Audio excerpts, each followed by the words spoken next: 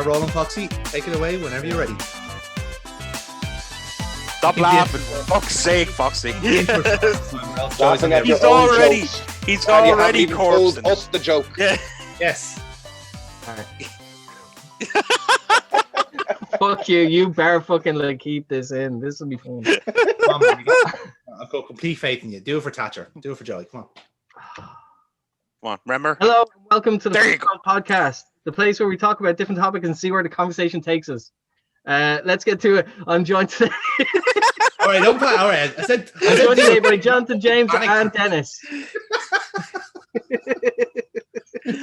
We officially have a crossover episode. Two baddies and two nerds. It's great. You love to see it. Professionalism. Yes. Synergy.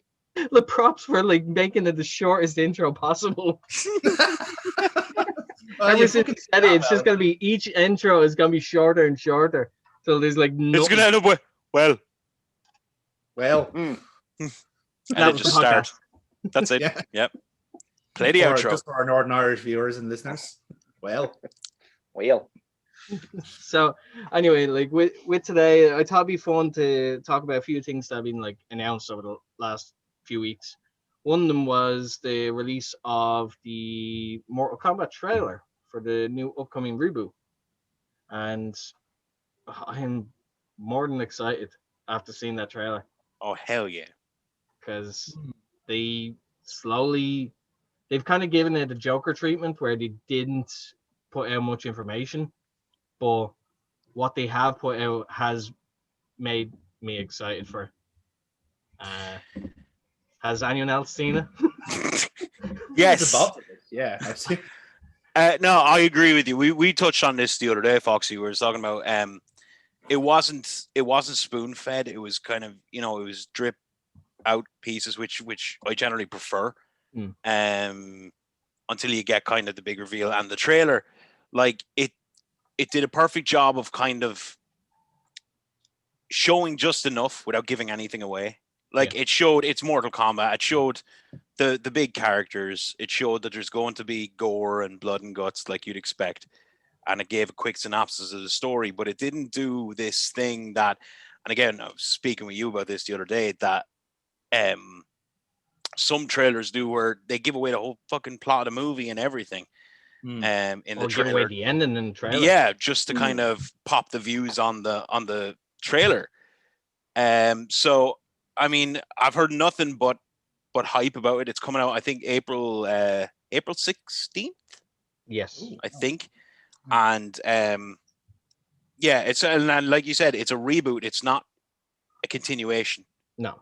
So like, I love the first Mortal Kombat movie. I fucking love it. It not that it's a good movie, just it's brilliant in its cheesiness and it's It's a lethal amount of cheese. That's what it is. but it's amazing. The next one, not so much. That was just. We don't talk about that. We don't No. talk about that. But I'm things of plot. Yeah. Like enough for 90 minutes or so. Like bizarre. Yeah. So yeah, long story short, I'm looking forward to it. Big time. What I like about it is also with the announcement of the characters that they brought out, they thankfully like took out some big hitters as well, which is good. It allows a kind of stripped back roster for it, with the option to surprise us with a few people popping in for the film, which is good. I think that, judging by the trailer, I think Kano is going to be my favorite character. I can't blame you for that. They kind of, for Kano, I think they had to go with the kind of the stereotypical Aussie route. Yes. And it just looks fantastic. Like they did it in the trailer. It's like, he's like, he just like, he showed his hand. It's like he done his fatality, like the heart pull, and he's just like, Kano wins. You fucking beaut. Like fucking proper, like just stereotypical like Aussie, and just like, I think I'm gonna love you in this film. Like, But there's like a couple of other things I like. Firstly, I like the fact that they're going for that hard R rating movie. Like they're not trying to.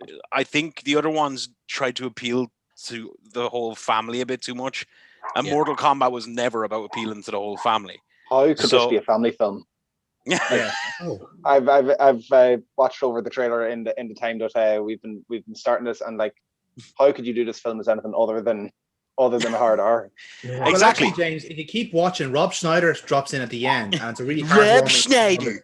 De-dupe. It's actually all set in Thanksgiving, and it's actually just all about Shao Kahn just finally letting go and realizing he has a wonderful family, and that's the way. Being it is. thankful. Yeah, Oh, I'm glad they went for that R-rating, and also a weird thing, that it's fronted by a brand new character. He hasn't been in any of the games. It's a brand new character. Like, you expect obviously it to be like Liu Kang or Johnny Cage or something like that, but no, it's a brand new character, not featured in any of the games. And I think that's a unique take as well, trying to maybe distance it a little bit from the games, just a very touch. player analog more than anything else, really. I'd say. Yeah. that's the- Actually, yeah, that's fair. Yeah, The director actually did basically a trailer commentary, Mhm. and in it he actually explained that we allowed ourselves the option of having an original character for the film, but we used it as a story development device, basically. So Yeah. while he learns in the film, you're learning as well about Yeah.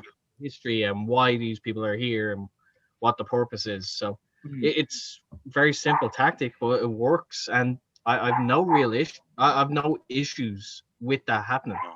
or when like a video game franchise does that. Like, some have tried to do it, and Resident Evil, but like, and it didn't work out. Again, Well- I love the first Resident Evil movie. One and two, but like after that, it's just like no. It was just like Paul Anderson just like showing us that he really loves his wife. Look, here's Mila Jovovich again. don't mind Hey, the movie. It's Mila Just a reminder, Jovovich. my wife is here. This is my wife. You Like, see her, have a- look at her. Look at my wife. Please take my wife, please. No, honestly, look, I have to keep putting her in every fucking movie. Just please take my wife. But yeah, look, I think it has the potential. Obviously, can't speak too soon because this could age really badly. It has the potential to be very, very, very good. And yeah, it's one of the ones that I'm definitely hyped to see that I didn't think I'd be hyped to see this year. Yeah, like But I am. when the initial announcement was made for Oh. the reboot, I was like, okay, well, it's been long enough, so of course they wanted like kind of like crank out another film now. And I your really attitude was hope- basically, I'm ready to be hurt again. Yeah. Yeah, that's exactly it. I really hope there's some bad 90s techno in it, though. But it That's has all to I be. want from it. I can guarantee you they'll do that, but they play it as if it's like it's the last like scene. So they played it as if like, oh, here's a modern Mortal Kombat.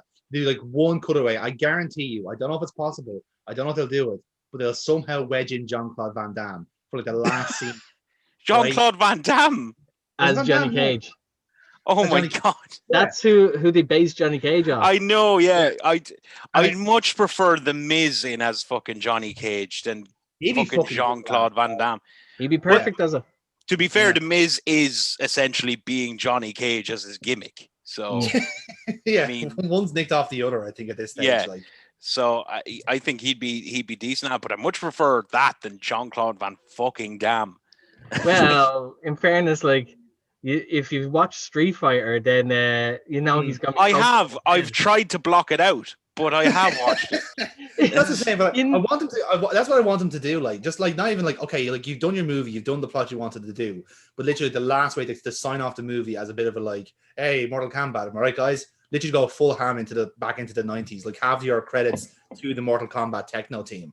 Like that's the way you want to do it. Like That you know? I'd love that because that wouldn't even be like touching the movie. It'd be No. post movie. It'd be the credits. So I'd be fine. Do whatever you want then. Yeah. Hell, Absolutely, yeah. You know? Like because Well, just keep all that cheese in the post credits. Yeah, Yeah. exactly.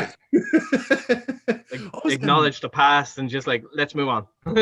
Yeah, that's it. Exactly. It took us long enough, but like Well, let's move on. especially and here's an interesting one. Like Foxy and guys, do you think that like I mean you could argue this for any reboot, but I mean, do you think that they're looking for a new franchise out of this?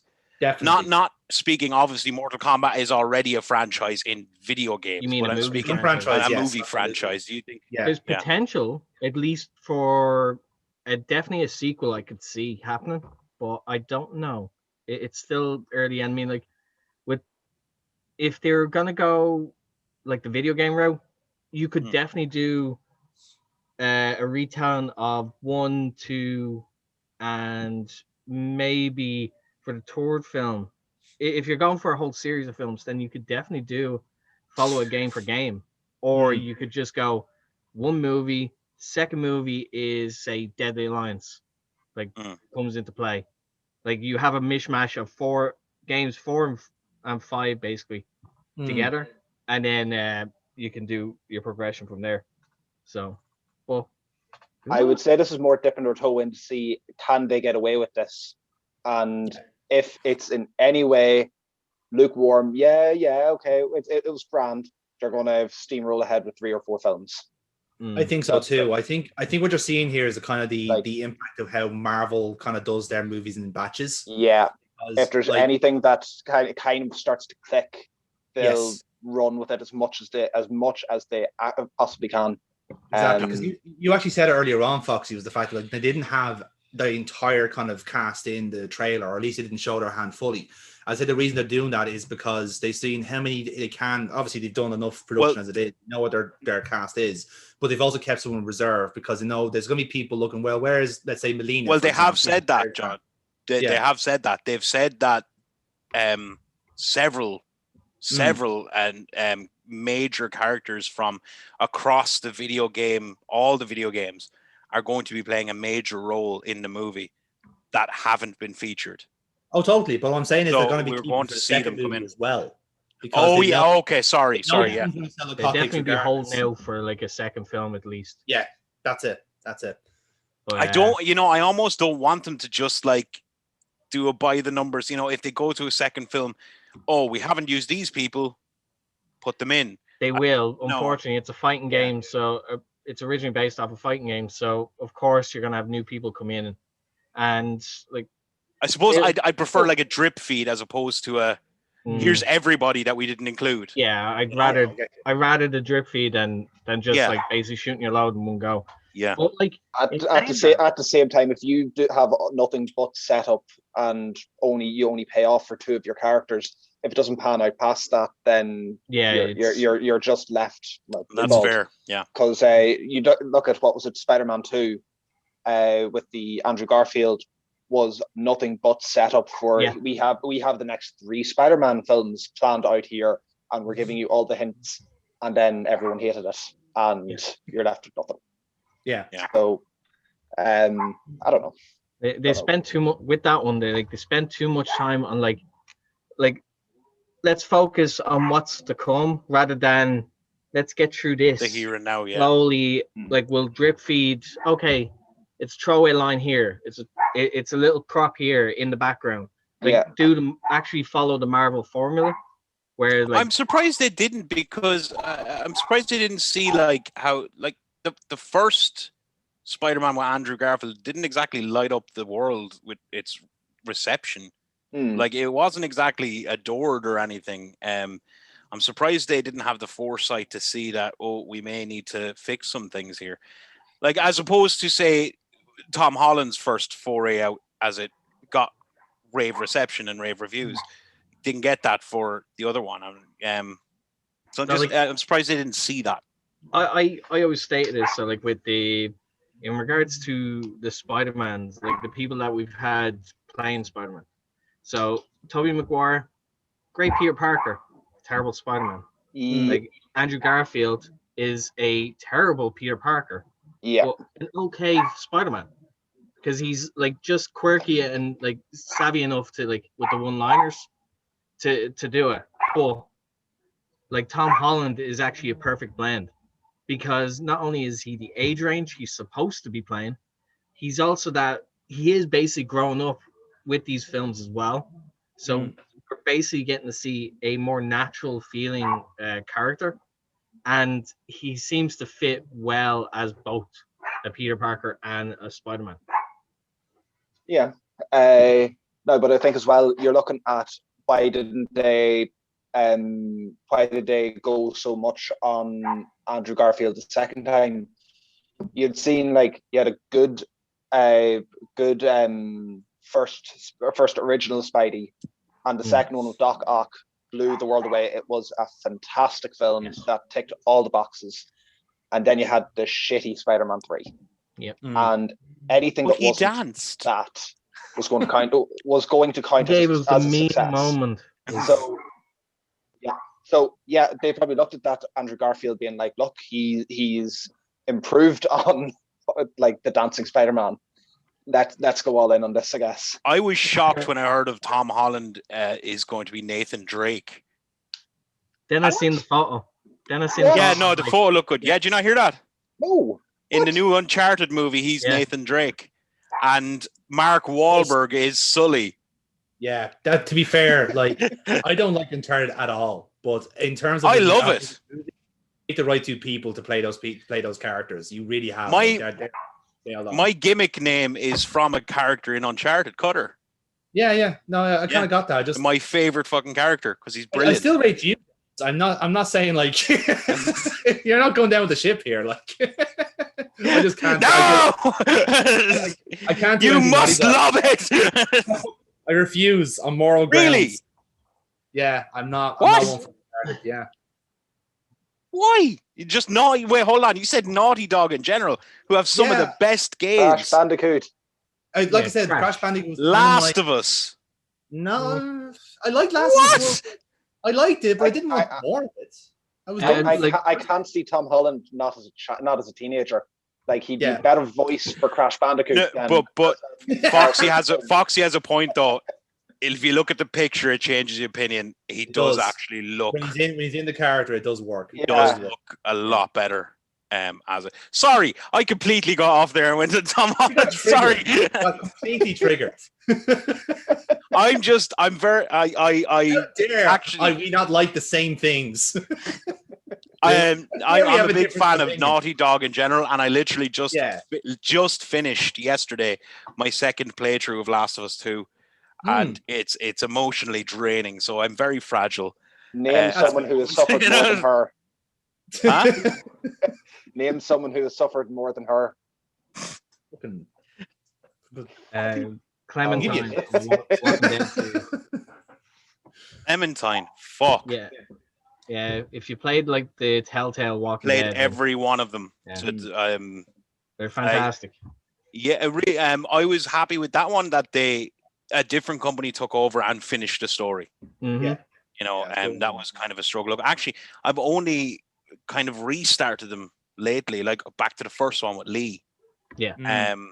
And again, I don't know why I'm punishing myself at the moment. I'm going from one fucking emotionally draining game to another. Are you trying to make yourself cry, man? What's going on? I think that's it. I think I'm finally just want to feel something, Jonathan. I actually did it twice. I actually went through the thing twice because I wanted to get whatever way I did it the first time, I wanted to do the exact opposite the next time. Yes. To see what the different like some things you can't change, like certain events are guaranteed to happen regardless.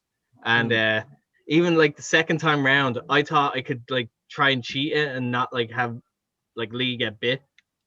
That ain't happening. That happens. I was like, you motherfucker. Like, no point in me playing that game now then. Spoilers for a game. What, 15 years old? You're good. Like that, yeah. But it's funny you should mention The Last of Us because I was about to talk about because of Mortal Kombat coming out. There's a rake of fucking video game movies on the way. The Last of Us TV series is on the way, and actually has an all-star cast. Isn't there a God of War TV show coming out as well? Yeah, I think that's it's in the pipeline anyway. It definitely is in the pipeline. Series.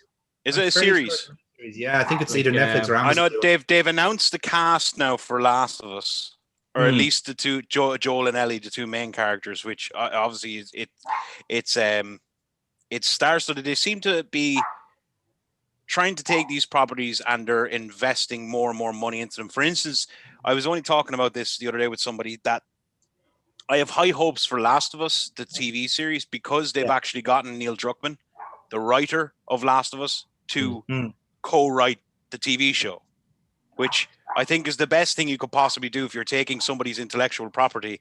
Have them come on board to tell the story in a new way. Yeah, I mean, it makes sense. Like, that authentic feel, really. If you that's have what I like, mean. Yeah, it keeps the kind of the content and the continuity, I suppose, of the game intact.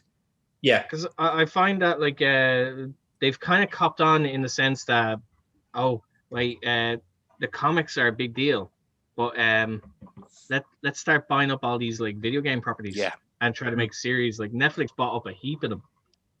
Like Amazon did really well with the likes of the Was it The Boys and Witcher all that. that Like Netflix did? right? Witcher, yeah. The Witcher, like they bought up The Witcher. They bought up Resident Evil and Assassin's Creed are the next ones. I think as far as God. games go, I think the fact that The Witcher was as successful as it was as a show has led to this. I think it's directly responsible. I am really not ready for an Assassin's Creed thing again. Like the film was absolutely god awful. Like because they did it wrong. They didn't have anybody from the team who wrote the damn thing involved in it, so they went off and did their own weird story. So whereas if you just took the actual story that existed, you might have been okay. Look, that was also a clusterfuck. I got as far as the Egypt game. Oh, that too. Origins. I mean, like it drove right off a cliff. It did, but they that Egypt one was kind of the reboot, and since then it's honestly been pretty solid. I've played them all since the first one, but the ones now, Egypt, Origins, Odyssey, and then Valhalla. Valhalla they're looks good. I will say that it's very, very good, but they don't feel like Assassin's Creed games anymore. Yeah, that was the other thing. Like they're not. Yeah. They kind of finished it off like with the original feel was basically with the first three. Yes. And then after that it was just like 5 or 7, let's just find a time period and let's see what we can do. They went from kind of having a bit. They started trying to do too much, I think, and they started going with this whole everything's open world, so we need to be open world to a degree. So rather with the first 3 ones, you were kind of linear to a degree.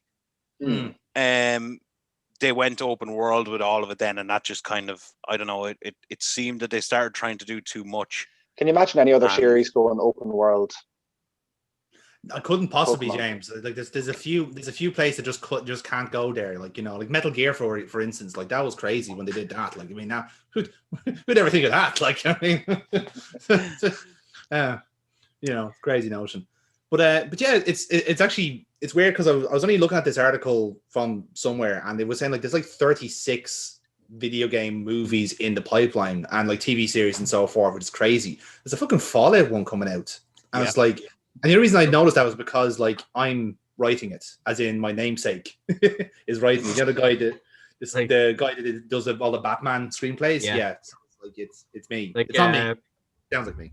Like Metal Gear, like is coming out as a film. Oscar Isaacs as like Snake. Yeah. So like, I'm not looking forward to it. I really bring back David Hayter. If they don't have him in it, even as a cameo. Yeah. He will be. He'll be they'll do a little bit of fan service. They will definitely. They will. I mean, the whole fucking like series is based on fan service in the end, so you have to at that point. They probably have, just as a big fuck you, they'll have him as Johnny, the soldier that shits himself, and just like that'd be Randolph. That'd be Chris Randolph, just for the crack. Like, he ends up marrying Meryl. He does. Yeah, because we have to wrap up that fucking storyline. Happy ending to that. Like with all these like video games and all that, like that have been films or are going to be films. What's your favorite one? Like your guilty pleasure, like video game to film. Oh, good question. What, guilty pleasure or my genuine just fandom? Because Last of Us is up there for me. I'm really looking forward to that. But that have been translated to a film. Oh, already? Yes. Oh, Jesus. There you Mortal go. Kombat movie is that? I was going to say the Mortal Kombat one, yeah. I think that's it. Like, although to be fair, there is a very like sinister. Are you going to say Super Mario Brothers? No, God, no. That can fuck off. Because just awful. The fact that it nearly killed Bob Hoskins just makes me say, you have to mention that. Come on. No, I think video game movies that there's a reason that they haven't been touched in a long time, because historically they've been done very, very badly. I mean, Sonic the Hedgehog was a masterpiece. Yes, That was. I haven't watched it. I really enjoyed it. Like, purely because I'm like, how have you translated that to a movie? They didn't. Fuck? Don't watch it. It's Jim Carrey's best performance in years. I wouldn't mind, but like it's a role designed for Jim Carrey. Like legit, like peak Jim Carrey. You're giving him a character that is essentially him, but with a bigger mustache and a bald head. It should have been Danny DeVito. Yes. No, it should. In theory, yes, but no. Carrey was born to be Eggman. He was fucking born. In terms of like charisma to carry it, it's like this is Jim Carrey's film all over. Like, oh god, absolutely love it. Like, he carries that film so well. I just can't bring myself to watch it. Bring yourself to watch it. It's well Sonic worth it. the fucking Hedgehog. It's well worth it. But I'm telling you, you will love it. Yeah. It's funny because James mentioned earlier on that like, or I think it was between yourself and James, Dennis, that it was kind of Witcher kind of opened the door for these kind of video games. I actually think it was more Detective Pikachu that opened that up, because Detective that's Pikachu fair. was the first. I did enjoy that movie. Yeah. But that's the thing, you see, it proved that like our like age range, the kind of the core like cinema goer, like they've all know what Pokemon and Pikachu is, for example, but they are happy to have like someone else's take on it. And the fact that someone like Ryan Reynolds was so hands-on with that movie made it feel quite good. And I think that's why this current crop of like video game movies would work out quite well, because you do have people directly involved in the production who know what they're talking about. Like you have Druckmann involved in The Last of Us, and I think The Last of Us. I'd still say it's way too dodgy a field to say like we're in the clear now. Like, I totally agree. Look at how bad to go wrong. Look how bad Warcraft was, and how far back that set people. You look at how much the Doom. Yeah, Doom is really bad. Yeah, wasn't there a Final Fantasy film that was absolutely terrible? See, Advent Children. Yeah, possibly. Like that visually was beautiful because it was all done with computers, but storyline was just kind of mental. Yeah, but like all it takes is a couple of bad ones, and we're right back at square one. Yeah, but it depends on who's involved. Like if it's a certain production company doing it or whatever, and you have the right people involved. Like for me as a Metal Gear fan, I don't want a movie, because like good luck trying to condense that into 2 hours. Oh Jesus Christ! Try and condense Outer Heaven into 2 hours. Good fucking luck, pal. You might as well make a trilogy out of that alone, you know. But like for something like The Last of Us, though, I think that makes, and I mean this in the nicest possible way, it makes for a better TV series than it does a game, because the story and the characters are already there. They're all established. As a player, I was a passenger playing anyway. I was watching the story and listening to the characters. I had very little input in that. So the fact that you can literally just take that whole meal, put in a TV series is perfect. Like there's very little things you could go wrong with that. I agree. I think the story for that one particularly translates perfectly to it. And now I love the game itself. But yeah, look, the game is kind of like, it's a story and here's the game as well. That kind of thing. You kind of got like, okay, here's your bit of... No, I love the game. Don't get me wrong. It's one of my favorite games of all time. But still, yeah, I get your point. Like in talking about like our Lord and Savior Arceus, there's been a lot of Pokemon announcements. I know, God. Lately. Oh, what a segue. I know, it's brilliant. Dennis has just got to cut in here with like random facts about God while he's trying to hang up with this conversation. God love him. Don't worry, we'll try and include you as well. We won't leave you in Go for a nap, man. Go for a nap. We'll call you in half an hour. It's great. Just talk about like Bulbasaur, Charmander, and that's a Pokemon. And Pikachu, and I'm all good to go. Yeah, the portal. What is Skittle? The first game. What one did I have? Totodile. Was it Red? Pokemon Red? Did I have that one? Yes. Yeah, I had Red. That's the one I had. I remember that. Essentially, so Johnson just answered your question. If you want to talk about that game, I'm good. Yeah. So, like, we kind of talked about like that before in a previous episode, like when we just went all out on Pokemon. But first Pokemon game to play, what was it? Red. Blue. I was blue. Yellow for me. Oh. The only one that I've actually cleared is Platinum. Yellow for me. Platinum is the only one I've cleared. Well, now you get to do platinum again, and then again about 6 months later. True. Well, it's actually technically a lie. Platinum is the first one I played and cleared, and then Snap is also like the yeah. Which Snap, I cannot Snap wait for. absolutely holds a special place. Like, it was such a good game. It's so terrible, but at the same time, it's so good. It's like a guilty pleasure. Foxy, you speak of a man who's never applied drinking rules to Pokemon Snap. Your experience of the game changes very differently when you do. You have told me about this, and I am still dying to actually do this. It fucking works. It absolutely works. So you ready for a random fact, lads? Right. Yes, Dennis, please help yourself out here. And actually, what the fuck is going on? Because Katy Perry, J Balvin, and one more surprise artist will each be releasing a song inspired by Pokemon.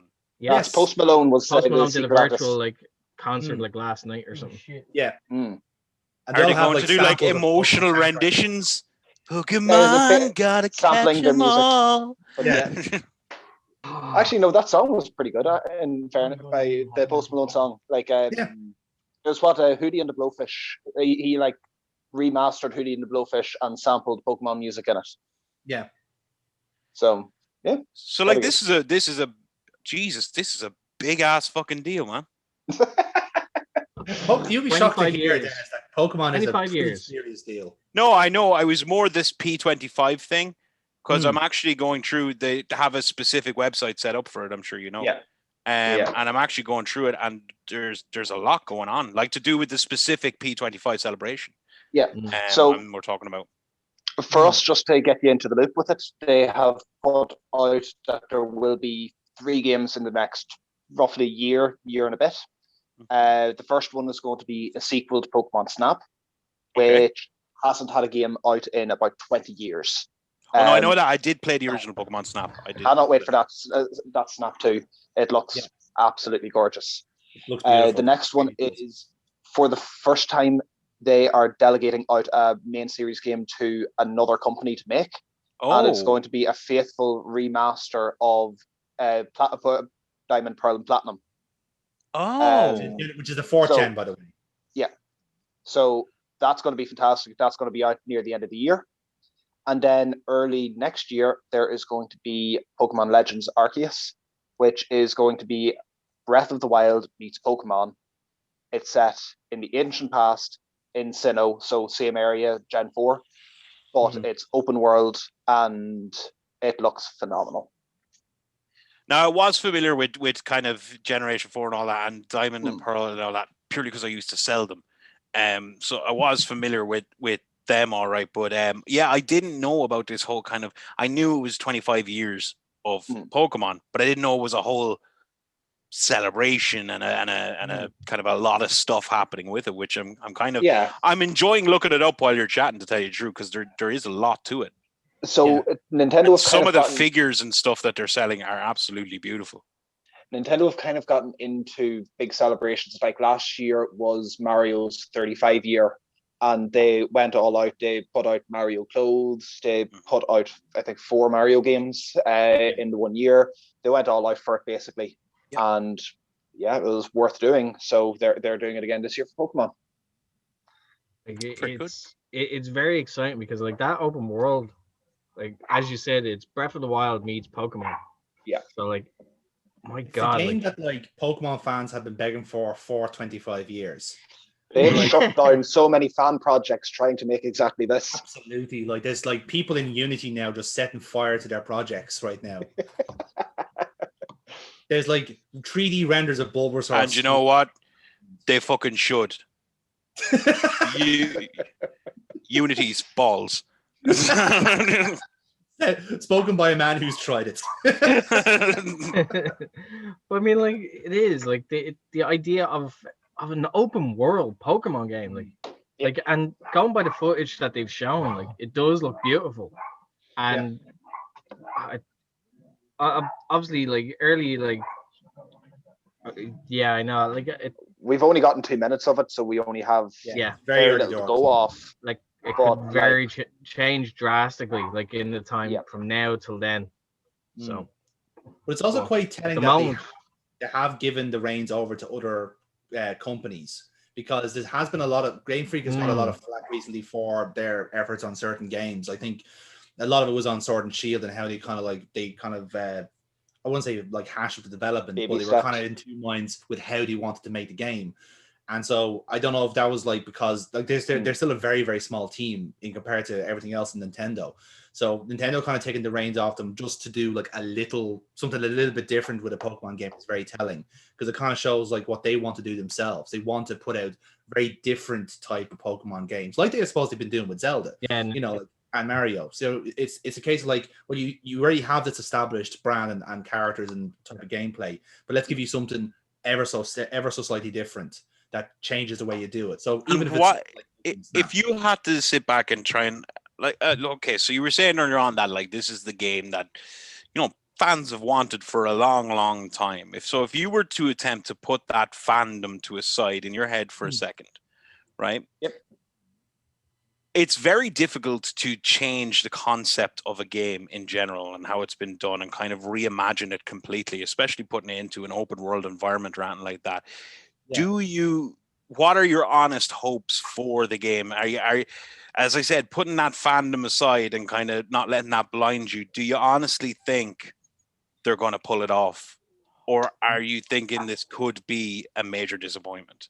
Not with this one. I think if I'm putting aside my fandom, then it's not going to like do fantastically, but it is going to be a right step in terms of like what they can learn how to improve. Okay. So say, for example, like they release this and we're going to see, if you look at any other like open world game with these kind of elements in it, there's always the same problems in it that they just neglect to improve on. So I fear that Pokemon is going to fall into that trap as well. Yeah. But if Nintendo are willing to actually like learn from it, then I'd say the game after would be the actual like I don't know. I think that they could be looking at this as nearly a new franchise in itself. So you have you can think they're siloing off like we want to get people involved in the main battling series. That's not what this game is going to be for. This game is going to be about exploring. So Sword and Shield and maybe the next ones after that, Plus and Minus or whatever they're called, that's going to be where the main battling, you want to battle, you go there. You want a plot, story, you want exploration, you want stuff like that. That's where the Legends, Arceus, even the way they've set that up, like Legends can be its own franchise nearly. Yes. They've got Legends, Arceus, Legends, Ho-Oh, Legends, Genesect, whoever. They can absolutely take this in a completely different direction and just make their own thing off this. Again, all depends on what level of plot they're putting into this. If it's Breath of the Wild-esque, that game was basically you're plopped down in the world. The main villain is over in that direction. You can go over there if you want, or you can go explore. And that is how Breath of the Wild is kind of set up. My hope is that they do the same thing here, where they started off and say, okay, top of that mountain is where God lives. Have fun.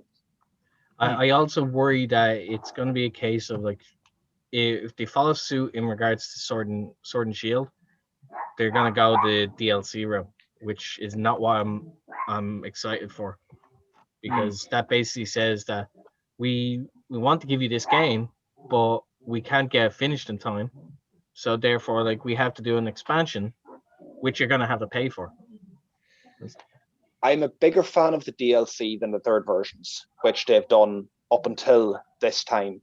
So you had your red and blue. We wanted to make everything that was in yellow, but we didn't have time to make yellow. So we put out red and blue, and then we're going to charge you full price for yellow as well, which you're going to buy because this shit is like heroin and you're hooked. Exactly. And that worked. For same thing again and again and again. It's worked for years. Like I would have thought a franchise like Pokemon lends itself, and this is a bad thing, lends itself probably to the pay-to-win DLC content purely. So, but like there's a very low ceiling to that as well, because like, even on the competitive front, it only just boils down to like 7 or 8 Pokemon that you could probably just buy off somebody online anyway. So like you're paying €2 for what, like this sick ass Darmanitan. This is like, well, I can make that one myself. I can do that myself if I have like 2 hours spare. So it's kind of like it's a bit of a moot point now. I think it's more of a case of just actually having something else in the game. So it's like with James's point there, it was a case of like with Gen 4 it was platinum because you had more plot in there and you had some cool little mechanics in there. With like the other sequels, it was like there was a plot extension to it, so you want to know more about what's going on. And then there's the culture of the remakes then as well, so people just wanted the remake because they wanted to, there's a nostalgia trip, and they didn't want to fork out 200 quid on eBay for a fucking Game Boy Advance cartridge. So this is just as good, so there's various different reasons for it, but it's always been like a habitual thing in the series. So going the DLC route is actually better for the player in that logic, because you are actually getting like a proportionate amount of content for your money, but you're also not getting shafted for a full price game when you've already played it. Yeah, that's what I have no problem if the DLC is actually adding to the game rather than just being like you're basically getting that game just with the basically the full version of the game that they wanted to make. Yeah, and you're basically paying this like same price, if not more, for it. So, but like they haven't fucked up on DLC yet. Like they've done one bout of DLC and it was good overall. It was worth the it was what €30 for 2 new maps and 2 hours of plot, I think. But enough plot is in the fucking full game, to be fair. So like, you already got your money's worth there, like. Yeah. Like, what do you think of the new, like, the Diamond and Pearl being remade? It's good. I do think that and again, looking at what the fandom is shouting and complaining about, because the fandom is never fucking happy. Like it is going to be like what the other remakes have been, where they've taken the best aspects of it and they've added to it. So what worked, they have that. What didn't work, and they get rid of that. And what new little touches can they put in? I have my hopes that the things that got taken out in Sword and Shield are going to get put back in with this. So I have hopes that Mega Evolution and stuff like that is going to come back in at this stage. I wouldn't like to see Mega Evolution, not in this one anyway, at least, because like they did it with the Gen 3 remix. Yeah, true, yeah. So I'm not a big fan of Mega Evolution, so that's it does make sense to add that stuff in, because it does, like, if they are going, at least from my kind of perspective, to bring out, because the announcement was kind of quite staggering in a way. It was 3 very different games from Sword and Shield, where Sword and Shield was kind of like your kind of archetypal, well, here's your jack of all trades, here's your generation 7 or 8, whatever it is at this stage game, and it's where everyone goes to for the kind of focal point of the game, your starting off point. But what kind of Pokemon's great strength as a franchise was the fact that like you had these other small little satellite games you could play. So back in the day, it was something like Pokemon Stadium and Snap, and then later on you had XD and Coliseum. And for me, like Legends is going to be like the equivalent to XD, where it's like you don't have to play this, but if you want something very different from your Pokemon series, there it is. Like Mystery Dungeon was. Mystery Dungeon was a complete like. It was such an unusual like experiment of a game, but my god, once you play them, they work so fucking well. Like they're really, really good games in their own right. Actually, there you go. If you want to cry, play Mystery Dungeon. Yeah, Dennis, if you want to start crying at fucking Pokemon, Mystery Dungeon, the second Mystery Dungeon games, that'll make you fucking weep like a weeping bell, man. Honestly. Very good reference. I was gonna say you had to take a second, but you got there. I was trying to think of the crying Pokemon, and then I couldn't get Whisper in time, so I said, "Fuck a Weeping Bell, that'll do." Something that he'll actually remember. So exactly, yeah. References. Arceus is actually going to be a single-person game. It's not going to have multiplayer in it. Don't know if you'd. And I like that. I like because it's set in multiplayer, plot-driven game. Just do that, like, and much to the point, I think the remakes will be a more like traditional Pokemon game in a sense, but it'll be like, as it were, if it wasn't the 3DS. So I think they will have gimmicks like perhaps even the Z moves or Mega Evolutions back, because it's in a very palpably different game. Then might not be the main like cut and thrust of like the competitive scene or whatever, but it's just a nice little bubble to play in. People will still complain. They always complain. They're never happy, and they never would be happy. I think the battling is going to be very good in it, and like with it, like the art style has improved over the years, like especially when it comes to having the battles. Like obviously, like and they're done so beautifully well. Like, so I'm excited to see how they actually like present it when it in the finished version of these games. Yeah, but the stills I've seen from Legends is very promising because they have a definite art style going. They have like the paintbrush strokes and so forth. And the funny thing is, like, this has been a game they've been desperate to make for quite a long time. Like, I remember when Sword and Shield was in development, and they had a lot of people thinking it was actually going to be set in a feudal era. It was going to be like in a more like an older time compared to the other games. And a lot of people were getting really excited about that because it has been spoken about for years to do something like that. Now, there's elements of it in Sword and Shield, but not to the same extent. Whereas in this one, you're kind of giving yourself the freedom to do stuff like that. Hence why they said, like, well, it's feudal Sinnoh, so there's no towns or settlements or whatever it is. It is just an open countryside. So it's like, brilliant. You've just ticked that box because you can do that formula for any other legendary you want to do. You want to do like Ho or Lugia? Brilliant. There's like feudal like Johto, which was based off the two kingdoms of Japan anyway. So you've set your style out perfectly with that. And they'll those Pokemon, especially like with Ho-Oh and Lugia, like they'll fit so well with the feudal like art style that they're going with. Mythos behind that is fantastic. Like they have set out the style so well with the series. Like if Arceus does well, they're on to a fucking winner with this series. They really Unova's Reshiram and Kyurem, like they are literally about yin and yang. Like so if you're talking about stuff like, you can go back and look at the origin story of any of the games. Hell, just even since I'm playing it at the minute, have you ever seen like what was it, the Hyrule Warriors, which is basically like a hack and slash? They could do that with the Great Kalos War that they talk about in Gen 6, where you play as a Gallade that like slashes everyone down. I don't know. Even then, like, but see, having that series like that gives you a great chance to revisit the canon you forgot to put in. Like we were talking, I always keep slagging off Generation 6 for being like a fucking piss in the wind type game, where like, here's all the cool gameplay, and we forgot to write the plot. Shit, I knew we forgot something when we were making this game, and like legit, like all the plot happens in 5 minutes in the game, and it's like, well, this is brilliant. Why didn't you tell us anything about this beforehand? This is really good.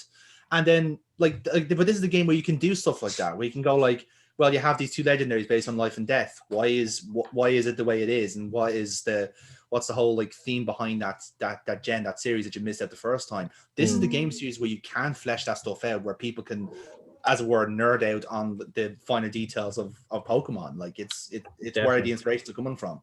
So just picking up on that, now you've kind of got me worrying that Arceus is going to be basically like that Spider-Man 2 that we were talking about, where they start hitting you over the head with, do you get the reference? Do you get what we're setting up here? Can you see? Like, can you imagine? Cyrus, Cyrus the baddie, it like vanishes at the end of number 4, just into nothing. He's going to end up being sent back in time, and you're going to deal with him in Arceus. Yeah. Do you know what? That's not a bad shout, because considering the remakes are going to be out first, and then the Legend thing, that's not a bad shout in fairness, because not a bad shout, but no. Time and space and all that in Gen 4, that kind of checks out. Like, what I'd worry about is that they're going to hammer you over the head with like, do you remember that old chateau in Gen 4? This is, they're starting to build that here. Yeah, and like that would wreck. Like if they have stuff like that, that's gonna be a really good touch to it. Like the fact that like little references to what is either buildings or lore that's gonna happen or has happened at that time period, and that we see later on in current gen, like kind of thing. That'd be a fantastic little way of like having throwbacks and little calls to it.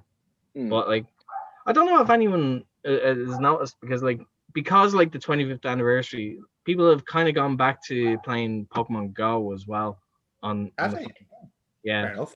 Like there has been like an update recently, like that allows you to actually walk with like you can play with friends. Like you Hmm. could always do it kind of if you went to a gym, but now you can actually play with friends, and you Yeah. can have a Pokemon follow you as well. So it's basically like a virtual little pal. I do dip in and out of it, but yeah, I don't know. Have they done anything in particular for 25? In like, have they done anything in particular for it?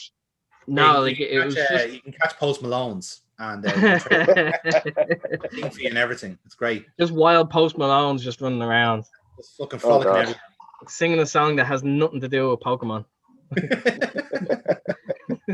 But like, That's Pokemon in a nutshell, isn't it? Just like, Yeah. oh, here, look at this celebrity. You know, remember when we had Britney Spears in that random fucking album made for the first movie? Yeah, we're doing that shit again. That's the 25th anniversary we're gonna celebrate, motherfuckers. like obviously, like the general consensus is that we're excited about Pokemon like announcements, and we're looking forward to them. I'm Like- certainly not disappointed. Like I didn't like well, even because it was only a 20-minute thing, so I didn't have like massive expectations, as I was saying to James over the week beforehand. But like the 3 games that are out there are games I'm going to be playing.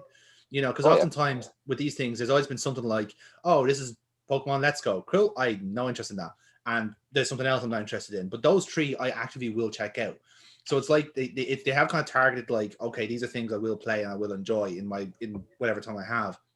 And that's grand. That'll do me, because that's like it's kind of ticking that box for me about how I play Pokemon now. Anyway, I do dip in and out. So when something new comes out, when Snap's out, I will be playing it, and I absolutely will be applying drinking rules throughout the entire thing.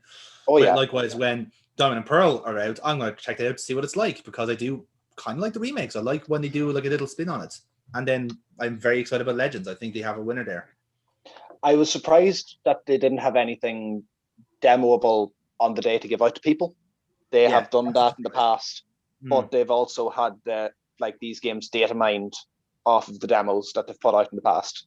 So I don't blame them for not giving you because you can imagine if they were to say we've got the first town in Arceus, go play it. If they were to say that to you, then someone would be able to mine out the entire game from there. Yeah, like the Pokemon Direct should have been just Masuda declaring war on 4chan, and then we can all enjoy the games in our own time. Should have been that should have been the Direct. That should have been what it went, and then we just had this big culture war between Pokemon and 4chan for next year.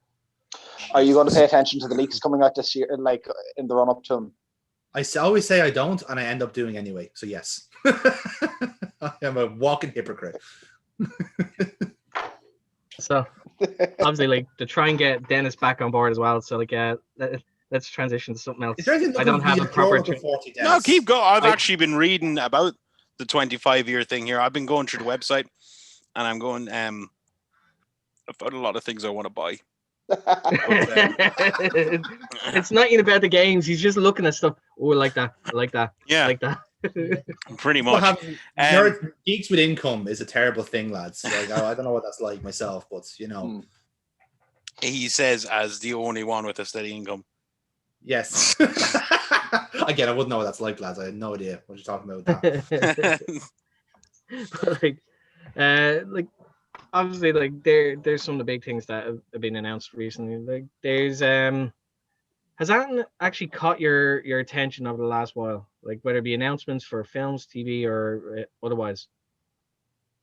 The big thing for me was, we kind of discussed already. It was mainly Mortal Kombat and the video games turning into movies. I'm trying to think of something else that really kind of. It wasn't recent though, but the one thing that really fascinated me, as we were touching on Spider-Man earlier on, the poster leak with the 3 Spider-Men on it for the new movie, that really, I don't know why, but that really kind of hit me good. Like I was amped for that when I saw it first. Obviously going off the whole, multi-dimensional thing and all that stuff, and having all 3 of them and having it that, they're all Spider-Man. We're just seeing different universes of them. Like as you said that, like they actually released like a little teaser trailer like just the other day, and it was basically them taking the piss out how like Tom Holland constantly leaked stuff. Leaked the thing Yeah. last time. Yeah. Yeah. Like the video literally opens with him walking out of the director's office. It's like, You give me another fake script. another fake script, the wrong name on it. Like, I don't know why they just won't tell me anything.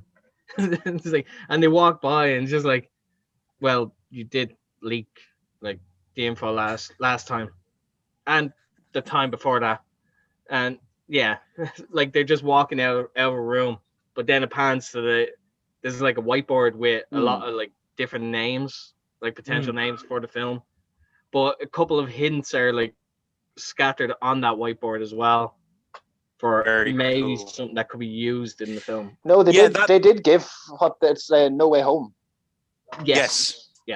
No Way Home is the current. That got me amped for that, and of course, I suppose the other big thing at the moment, and I'm definitely not in a minority here. I think majority is myself included. Everybody going mental over WandaVision.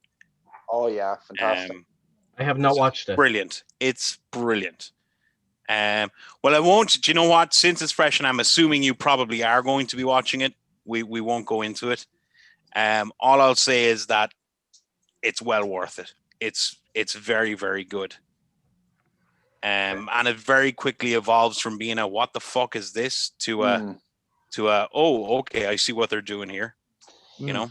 And that's good and bad in different ways. Like it could have had like it ended up being a lot much tighter story than it kind of seemed at some points. Like some points it seemed like they are going miles beyond what you can expect that they'll have a plot for, and they're just like going crazy, and then it kind of ties it back into where the formula normally is, and you're like, okay, I can see what you've done, and it really well done in this case.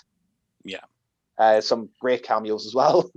I know that they're also like, I like the fact that it is weekly that they're releasing it rather than giving you the full whack in one go. Like, which means that I originally was the opposite because I love to binge watch stuff, but honestly, it has been nice to kind of almost go back. Watch TV the way when I was growing up and you had to wait a week to see the new episode. Like we're spoiled now with how we're able to do it. But it does kind of it leaves me with finishing an episode going, oh fuck, and you're waiting for the next one, and that's kind of cool. Like I haven't had that in years, you know. But it is good as well. You're able to talk about it with other people who you can know they're at the same point that you're at. Whereas if they had put it all out in one go, someone was going to we wouldn't be having this chat where we're both on episode 8 and we don't know what's going to happen in episode 9, and we have a week of that. And it has been such a long time since I had a show on which was kind of watched with that kind of mindset. But that's also a testament to like how not only how smart they are with the program, but they're writing for each episode. So that's a great testament to like what they have a good plan going into it, and they know how to actually present it to you. If you're a fan of breaking down media, which like I don't know, given this podcast, I don't really know if we are. Like a whole theme going through the show is like a dissection of family comedies at different points in history. So you've got like here's the Honeymooners, and you've got an episode kind of based around that, and then it jumps forward to like All in 60s, the Family, 70s, like 80s. Yeah, it's jumping through up to Malcolm in the Middle, up to and like even that is a fantastic thing to watch. But even the reasoning for how that happens, is explained. Like they explain everything. Well, you know, that's good within time. Yeah, you have to be patient.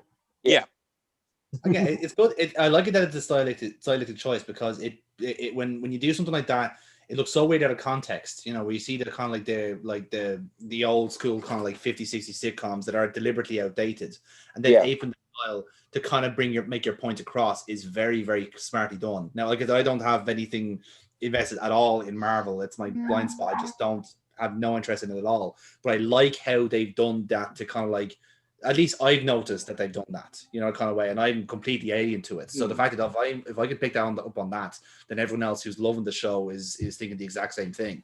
So it's just execution. That's what they've been doing really well,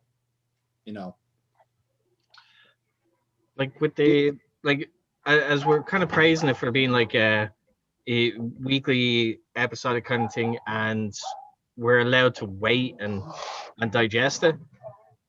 Switching over, it's like on the DC side, you have the Snyder Cut of Justice League coming out, and they're releasing like with that, it's 4 hours. Yep. 4 hours.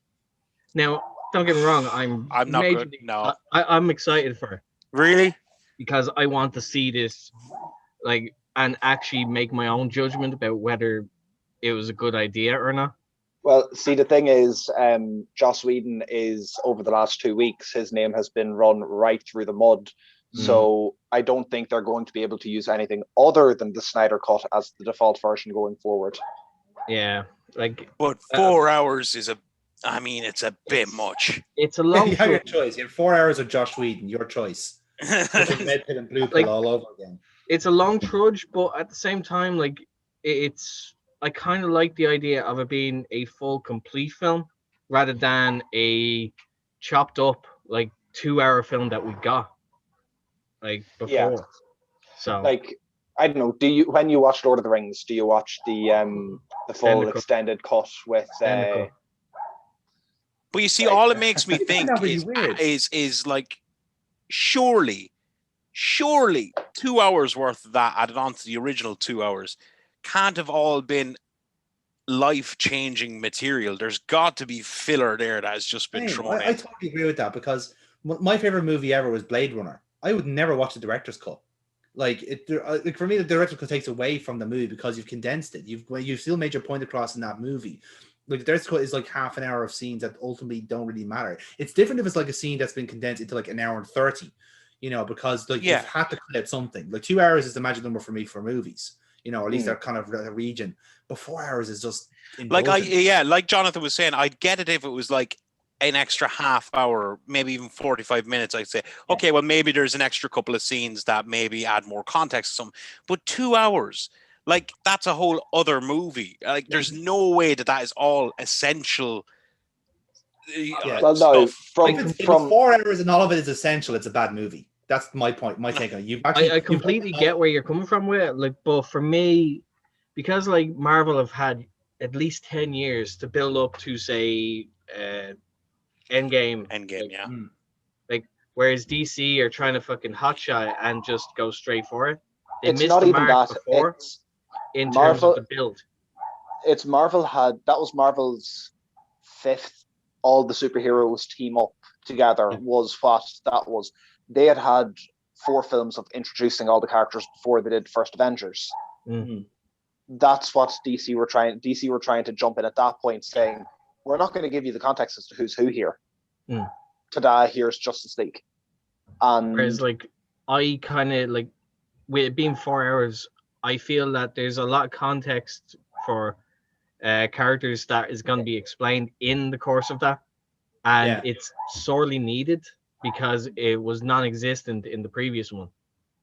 Because they with the 2 hours, we got a glimpse of Aquaman and Flash and Cyborg in Batman v Superman, but when we got Justice League, suddenly he knew where they were, he knew how to find them, he knew how to recruit them, and they all went along so easily. Whereas with this, I feel that they're actually gonna drag that out and show their origins, their motivations, as it were, and them finally saying, right, I'm in.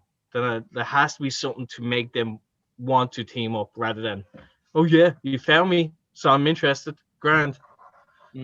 So I'm a bit out of the loop on the whole DC side, but from what I've seen, of the 3 big actors for the DC side being Henry Cavill, whoever played Batman, I can't remember off the top of my head, and Affleck, both Affleck and Henry Cavill, they're gone. So what the hell are they doing with their?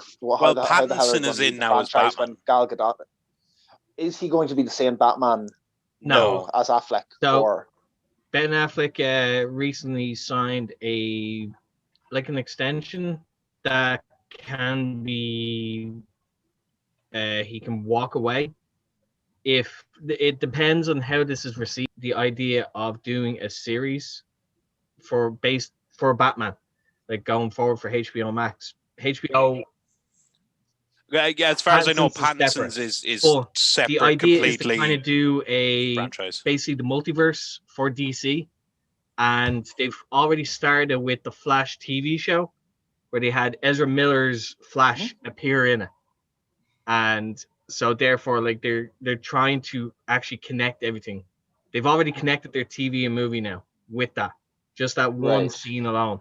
But I think that going forward, they are going to try and they're heavily touting Michael Keaton coming back as Batman. I've seen that, and he's going to serve as their he's going to serve as their Nick Fury character, where he's like he is the central Batman there, but he's not going to be the only Batman. It's almost like is it Batman 2099? Is it where it's Batman Beyond?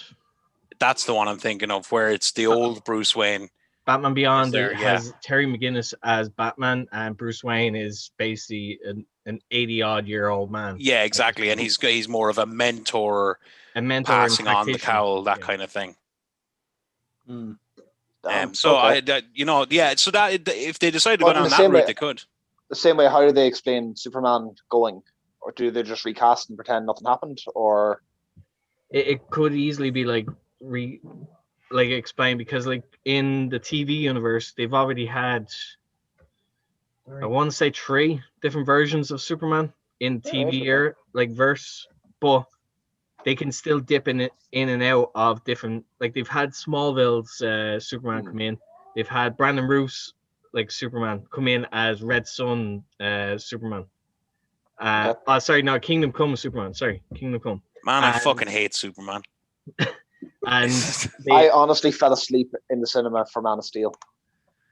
I just hate the character in general. I just fucking hate the character. It's because it's essentially goes back to that argument. It's like he's an alien, a superpowered alien who can basically he's one step away from just destroying everyone. Exactly. He's just about a god. He's overpowered completely, and it's just kind of, to me personally, it's boring. If you have your hero, there should be conflict and all that stuff, and it's boring. And even when you see about kryptonite, it's almost like the writers originally were like, oh fuck, we need to make him weak against something. They need to find something to make him weak. Yeah, he's weak against magic or kryptonite.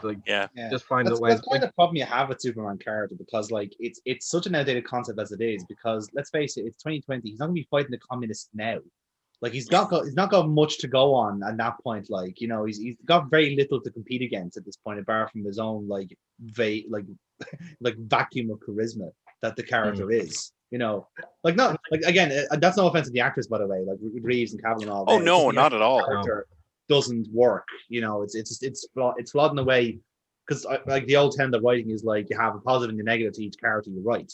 But what's the negative of Superman? Oh, he doesn't like this one element. That's the point. I'm not going to even any of the stories Randy's been in. It's not a shot at them. It's about the concept of the character as a whole. That's it. Yeah. It's an issue for me. And I mean, I am a Batman fan, but at the same time, I'm willing to acknowledge that Batman is actually the creepiest and the most unstable superhero, even though he's human. He's the most unstable. But that makes him more interesting. That's human character. No. That's the thing. Yeah. That's the thing. It's a very human thing. He has flaws, and he gets his personal shit comes into his it all kind of connects and all that. And it's just, to me, that's far more interesting. He's more relatable. Yes. Than some overpowered alien god who just comes down and occasionally gets hurt by glowy green stuff. And don't even get me started on Green Lantern and the color fucking yellow.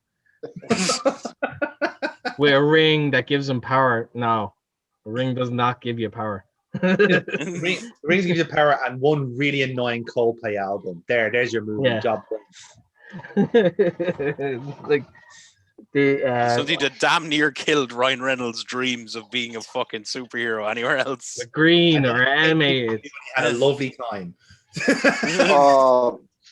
Do you think they're like Ryan Reynolds will get a Deadpool 3, or is that going to be dead in the water? I think he will.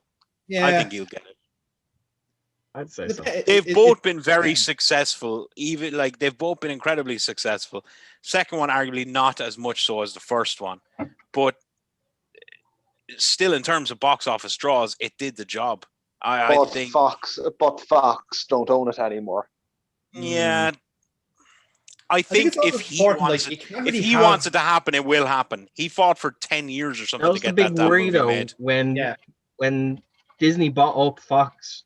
Like the worry was that they were going to try and downplay like Deadpool, like get him from an R-rated down to like PG-13 basically, which is not the way the character should. Well, I think you'd have to recast it at that stage because I'm pretty like, to be fair to Ryan Reynolds, he's been pretty outspoken on his concept and his ideas for it, and I think if you were to take that down to a family level, I think he'd walk.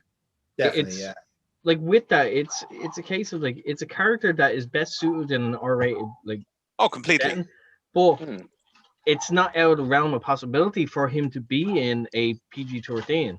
Like but not a sole Deadpool movie. They did a director's cut of Deadpool 2 as a family-friendly version. I know. But I think he could do the family-friendly stuff, but not in a Deadpool movie, if that makes sense. So if you had Deadpool going into a different movie, that's fine. Then fine, no problem at all. But if it was a Deadpool movie, I don't think you could. You can have him just pop up and it's like anytime he's like either about the course or kill someone, you have someone kind of cut him off. It's like, hey, we don't do that here. Like have Captain America. It's like language. Captain America, no swearing. Yeah. Like you could do something like that where like the TV-13 like plaque goes up in the top corner. So fuck that. Just tear that off the fucking screen completely. You know, that would be gag. Because you have to make that gag. That would be the joys of the Deadpool characters, because you can play with him in that way. You can have him venture into things, and he of course breaks the fourth wall very regularly in every incarnation of him. But the thing with that is very few people that would get away with that shit as well. Like the thing is like I think we mentioned a lot on the comics podcast. It's very hard to separate some actors from their roles because he played them so well. You know, like there's been some very good Tom Holland. Well, again, Holland's not a bad Spider-Man in that sense. I don't know much about it to be an expert in it, but I can say for sure I can't imagine anyone else outside of Ryan Reynolds to be Deadpool. Oh no, and you're completely right. It's even taken, like, look what's happening right now with Batman. I think you could definitely hook in some of the fact of Christian Bale's success as Batman into why it hasn't really stuck with Affleck, and I'm not going to pass judgment on Pattinson until I see anything. Yeah. But because they probably will do something very different with that character anyway. Yeah, well, I made that mistake once before in my life where I wrote off Heath Ledger when I heard he was playing the Joker, and look how fucking that came back and bit me in the ass. That's the thing. Like, that's one of my arguments for Jared Leto at the moment, is the fact that like when Suicide Squad came out, that's a group film. That's already a packed like roster for a film, and then you're trying to add a heavy hitter like Joker, just to add like basically an extra plot point for it when it didn't need it. And not only that, he didn't have enough screen time for us to really like, okay, I like him as this character, or I don't like him. He complained that so much of his work stuff was left on the cutting room floor, and he is such a method actor. He destroyed himself for the role. Now, I will say about Leto, look, how he looks in the recent ad, you seen that one where he was in the dream and he had the long hair and all that stuff, and he actually said we live in a society. The fuck?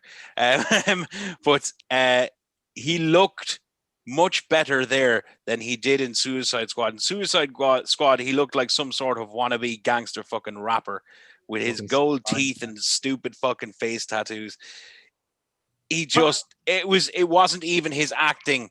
It was the presentation was bad. Yes. But for me, like the Joker in itself, like the Joker character, is never meant to be always the same. He's supposed to be like changing. And in fact, in the comics, and you probably know this better than I do, isn't it addressed that there's a line where Batman sits in this chair that tells him who, and it's touched on that there's possibly more than one Joker. There's definitely one Joker. Yeah, which I can look, if they somehow tied that into their whole movie series, yeah, you got me. You have me on board. That's a great storyline. But to me, it just didn't. I don't know. Whatever concept I have of Joker, it just didn't feel right to me. To have him as a modern, face tattooed, gold grill wearing, it just seemed like it was trying to appeal to a completely different demographic.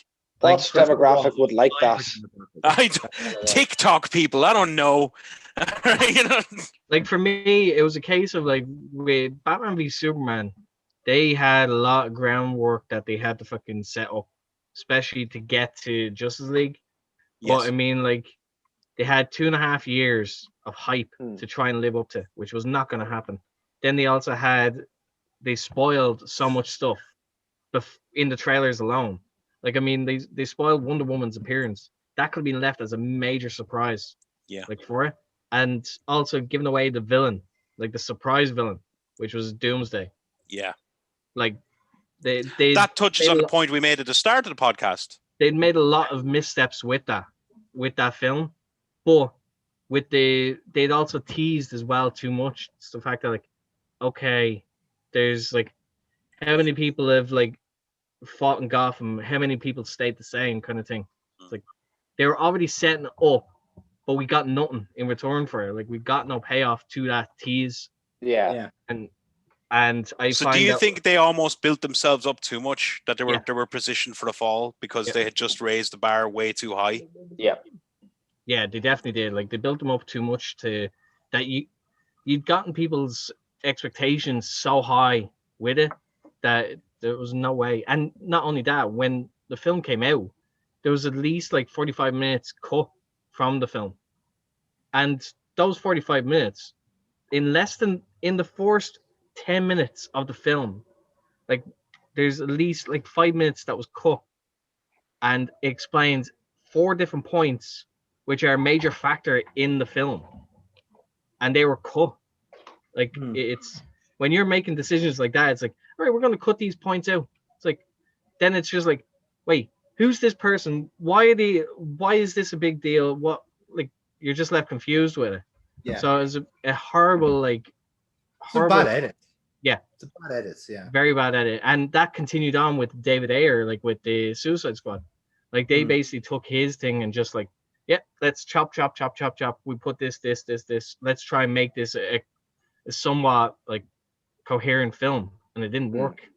I think like with Suicide Squad, it had such potential, and it just I don't know. They were just like, there was this forced love story with that, or like teasing love romance story with Harley and Deadshot. I mean, but that's real. Why that happened in the comics? But what my point was, it felt forced. Like it was like we need to put this in, like rather than just carry on. You didn't need that. But that again, it falls on the studio because like there's a lot of like missteps there. Like we're just trying to like bombard you now. That's what I mean. Sometimes less is more. They had their eye on this rather than what. Yeah. The build up. Sometimes less is more with stuff. Like you don't need to bombard us with all these different storylines, no matter how cool they are. You can pace yourself. Just having a huge group of villains like that come together, that's enough of a story in itself. Just go with that. But DC, they wanted to get to Justice League. They wanted to get to the big team up movie, but they didn't really want to do the other groundwork to set it up properly. And they were running before they could walk. That's the thing. That's why the Marvel model has worked so well, because like there's been like fucking 30-40 movies getting up to Endgame.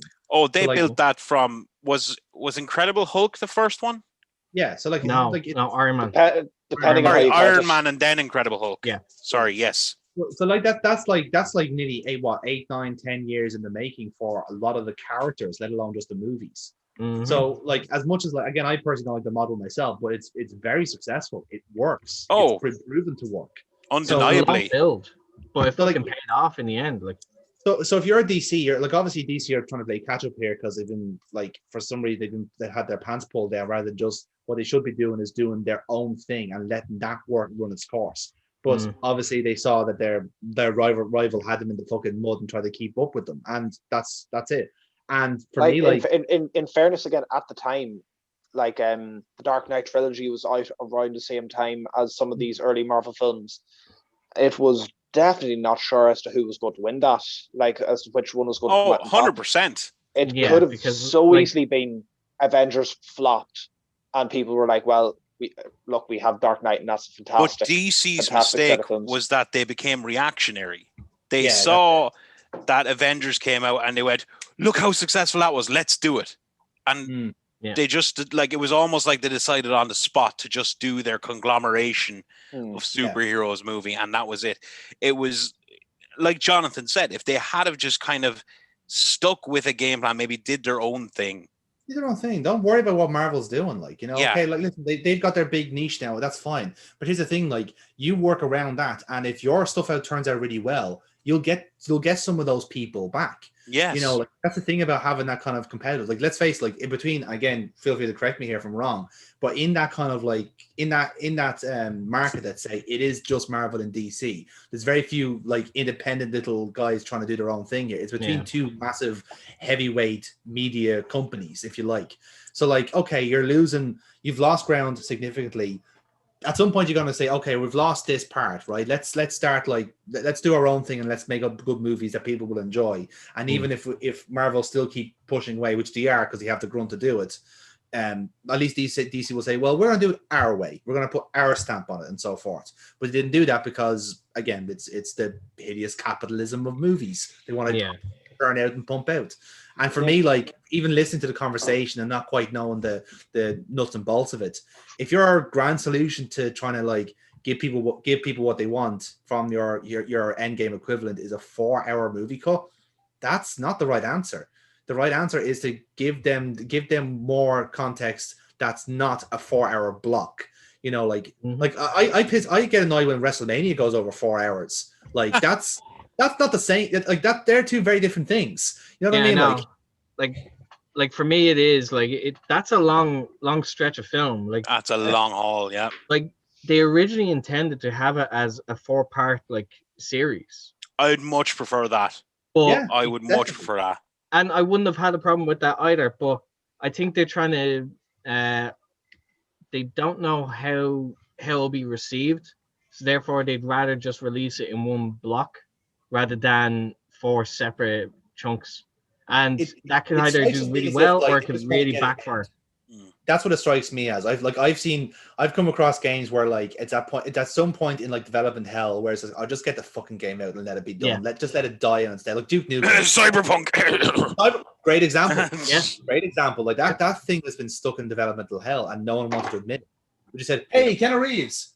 God, look at the guy. Shit, just put that. I think it's just going to be a case of like, right, we're trying to fix our past mistakes. That's why we're just doing it in one chunk and we're getting it out there. Yeah, it's like and then it's a grand reset then from that point on. Then. Yeah. But that's the way I would treat it anyway, because like I say, probably a lot of franchises might be thinking the same way as well. I know, like obviously Marvel have the phases thing, but if you're also kind of thinking, if you're another company thinking, how can we compete with that like model, with that machine? The best way to do it is just to do your own thing, really.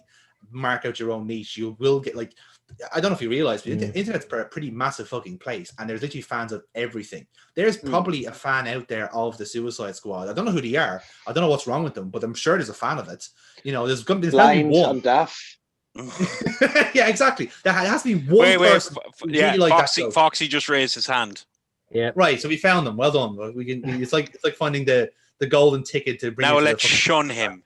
I was saying, look, I've seen worse. I have seen worse movies. I have, and I remember thinking at the time as well, the Enchantress transformation. I thought that was really cool. You know, the hand thing coming up and turning. I thought that was really cool. And I've seen much worse than it. I suppose it was more of a what could have been. Yeah. thing. Yeah. And that's the danger of hype as well. You know, it's a case of like that's kind of why the trailers do just like decide to blow their load and show you the whole movie anyway, because they know that gets people overly excited. They buy in, they go to cinema and they're out. So they've made their money. You know, like it's a very cynical approach, but it works. It's the same way with games now. Like the franchises will buy them are bought already before you have to do half of the work. You know, it's the same way with movies and same way with most TV shows, I guess, in a way. You know, so like it's very little like artistic integrity when you've already made your money. It's like, fuck it, just put everything together. At least with Marvel, they follow through with some of the stuff. But if you're other companies, you're going like, well, we've made the money, fucking just throw anything out. It doesn't matter. Fuck the reviews. We've cashed in. We're done. You know. So is that also your impression of what Pokemon Arceus is going to be? They've made their money. I hope not. Because they have different companies involved and they're doing their own take on it, I think that's a different direction. If it was Game Freak doing those 3 games all at the same time and spinning plates, I'd be a bit more worried. But because there's other people involved now, other studios putting their take on a well-established franchise, I think I'd be more confident. But again, you do know it's Game Freak that's doing Arceus, and it's it's the other company doing the remake, isn't it? Yes, right. I got that mixed up. Okay, well, even then, right? At least a product's been taken off them, at least. Yeah. But even then, at least from that point on, I still think they're deliberately doing something different. It's a palate cleanser. It's at least for them, at least, you know. Yeah. And it isn't just a case of like, oh, we're moving on to the next generation and we're gonna ham fist it all the way through. At least we're trying to do something different for our own creativity, if anything else. Can I just say very quickly, just on the Mortal Kombat one we were talking about, and while we're on the subject of movies, I just seen a little fact there, kind of while I was messing around. You may or may not have heard it, but Louis Tan, he's playing the protagonist in it, but he was saying that it is set to be extremely grisly and extremely gross. He quoted as saying, "Let me just say this: there were some days on the set where I felt sick. I'm not kidding. They didn't hold back at all." So it's saying that it has game accurate fatalities as well. So that's kind of what you want though from that. Like that's what, like, again, if you're gonna do it like warts and all, like a Mortal Kombat movie, that's the way you do it. You know, as much as one of the selling points for the game. Yeah, so you kind of have to. And this just on touching on what because you were talking about trailers and kind of the blow the load a lot of times way too early. That's one thing I liked about that trailer, was it gave you just enough to know it was going in that direction, because you saw like Jax's arms getting ripped off and you saw some blood and all that. Not too much, but you got enough to let you know, okay, this is going to be violent. Yes. You know, so it seems like it was going in that correct direction for it. Do you think this is like a lesson that some may have learned about trailers like Suicide Squad and stuff, that just put it out too fast? No, we'll never learn that lesson. Yes, I agree. Yes, sadly, like the cash cow is there, and they're happy to just like cash in. But it's also our fault. It's also the fault of people buying into it too. Like people are going to go to cinemas regardless of how the trailer gives you everything you need to go, but you're still gonna buy the game. You're still gonna watch the movie because like we're sapped like that. It's the way you're all conditioned. It's like, well, the next Marvel movie's out. Let's go and watch it. Let's go see it. You know, it's also like our morbid curiosity as well. When it's a franchise that we're a big fan of course we're gonna see it just to like, okay, I need to see it. Yes. So that I can actually say, yes, it was good. Yeah, no, it was bad. So I'm getting that a lot recently because I'm a Trekkie and I'm watching a lot of the new Trek stuff, and I'm thinking, I hate this. Why am I still watching this? It's just like this is all shite. Why am I still watching this show? I was like, oh, it's Star Trek. We're glutton for punishment. That's what it is. No, it can take a lot to break that. That's it. It can take a lot to break that. Like I had played all of the Assassin's Creeds up until a point where it was just like, no. It broke me. Yeah. I can't deal with that shite anymore. I think it helps when you do have a jumping off point, when there is something that just breaks the camel's back and you're done with the franchise. Because I had that with Assassin's Creed with the third game when they killed off Desmond. It's like, right, you just had this overarching story that you've had since the start, and you've deliberately taken us out of the cool stuff to make this story work, and you've just killed off the character and nuked the storyline because nobody liked it. Great, you have no artistic integrity. Grant, I have no interest in this game anymore.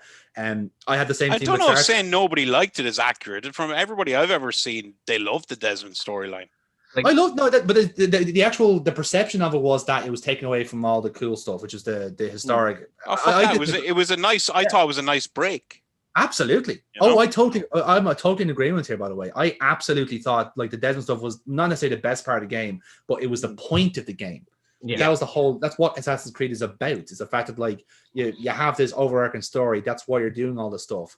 Now, so what, like. It doesn't work otherwise without it. It gave you a reason to actually like, okay, they need to go back to find out what is happening here. Why this arc is like this relic is here in this specific temple or church or location around the world. Yeah. So like there was an overarching story. It's just that when Desmond died, that kind of like killed off people like wanting to come back for more, because to them the story was done then. Now, in the reboot of the franchise, which I call it from... Sorry, Dennis, go ahead. What? Oh, no, I was just saying that during the reboot from Origins onwards, they did try and not... Retcon is the wrong word, but they tried to bring back that style of gameplay with somebody outside the Animus. Yeah. Again, because they clearly identified that they had maybe fucked up with that. And so they tried to bring back that whole thing. Games to get there, like at that point, you're thinking like, has the horse not bolted at that point? You've kind of set your stall edge. You're just doing like, well, here's a random sandbox game in a random like time in history. Yeah. There's no point reining back the story when you've already done 4 more games on top of that. You're practically a FIFA game at this point. Like, what? Like they did the 2 in the Caribbean. They did France and they did England before they brought back. Okay, here's an out of the Animus character again. Yeah, and. Dire. No, there's no point. You've lost the point of it. Like it's the same. Yeah. It's like as if like if Metal Gear Solid, for example, they just said, right, see that Snake character gone, right? What we're gonna do is gonna make him a random soldier. Is gonna be now in World War II and now game done. Like it's you've literally just like you've nuked your own like the only reason to play. So it's like okay, fine, and then I'm not gonna treat it. I will not treat your series with the same respect then. Because you clearly are only doing it to make games and you have no creative intuitiveness whatsoever. And it also didn't help as well that like they kind of forgot how like protagonists are meant to be likable as well. Because the third game, I could not stand the fucking main character. Like for me, he's one of the worst protagonists I've ever played as. Like legit, like he is just Connor. Yeah. Pain in the fucking hole. Generally, fans of the franchise look down on. They don't appreciate him very much because, in fact, it's referenced in later games in the game. Yeah. And I'm glad about that. As he was like uncharismatic and all that as well, which it's hard to argue. He was very. What makes it worse is that you start off top playing as his dad, who's the evil Templar, and he's a fucking great crack. He's like, well, especially since you're going from Ezio, who was one of the most beloved. He got 3 games. Yeah, he was one of the most beloved, if not the most beloved character from Assassin's Creed. You're going directly from him to somebody who's couldn't be more different. Just thoroughly unlikable on everything. Like, oh, dreadful. Well, I suppose. Well, on that note, I suppose we shall leave it, as it were. Yes. Because we will be here all night if we keep doing this. We'd be like, oh, what about this game? It's like, that'll happen at another time. But what's your favorite Pokemon, Dennis? The Pikamander.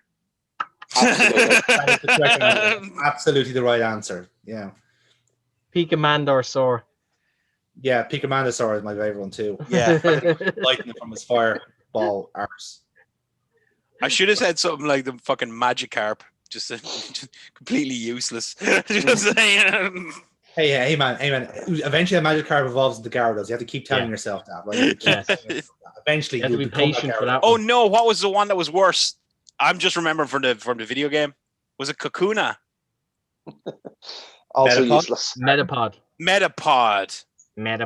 That's the one. Where you're just like, what the fuck can I do with this?